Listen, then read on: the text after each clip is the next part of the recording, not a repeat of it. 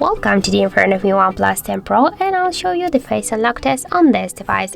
So a couple of minutes ago I set up my fingerprint face unlock face recognition here, and now you can see that I can unlock the device with my face.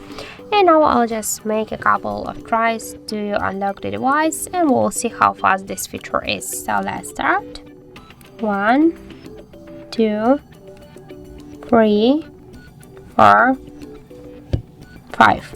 So as can you see, the face unlock test works really fast, so we can unlock the device just less than in half of seconds, I think, and this is really cool result.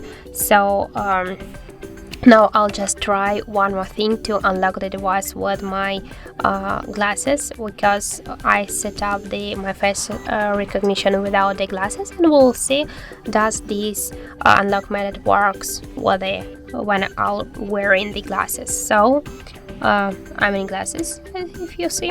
So let's go. As can you see, we have not here any problems. We can unlock the device also with my glasses, so that's recognize me. So that's it. Thank you for watching, and if you find this video helpful, don't forget to leave a like, comment, and to subscribe our channel.